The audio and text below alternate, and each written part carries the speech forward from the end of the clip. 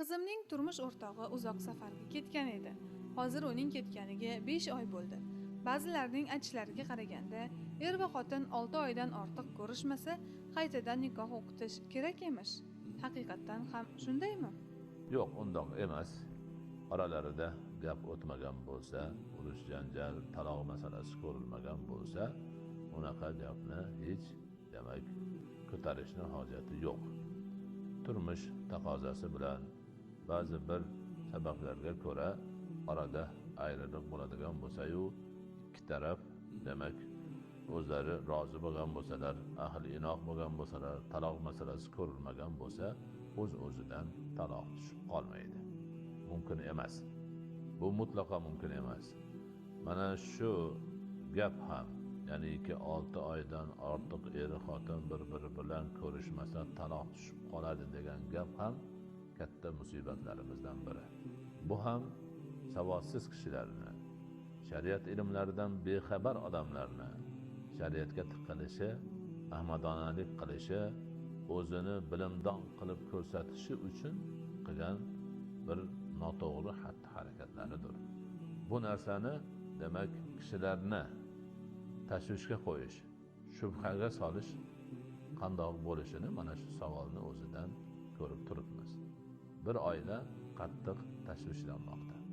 O'z ixtiyoridan tashqari majbur bo'lib bir er safarga ketgan.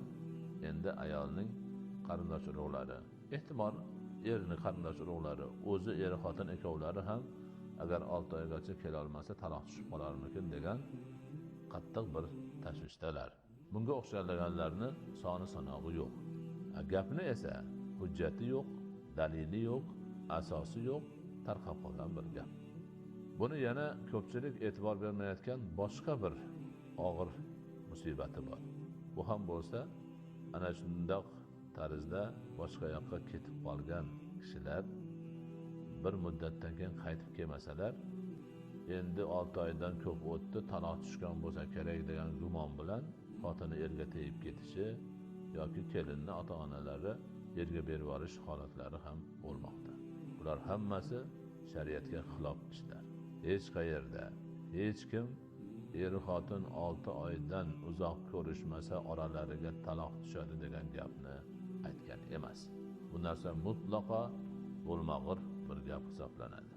Taloq er kishini demak xotiniga sen taloqsan deb taloq so'zini aytishi bilangina tushadi. Boshqa vaqtida o'z-o'zidan taloq tushib qolish ma'nolari bo'lmaydi. Balki ajrash turlari bor, ular alohida bir masala hisoblanadi. Shuning uchun barcha mo'min musulmonlar, er xotinlar, ularning ota-onalari yaxshi bilib olsinlarki, huzurlik holatda shunaqa orada ayriliq bo'lganda er uzoqroq bir safarga ketib, ma'lum muddat oiladan uzoqda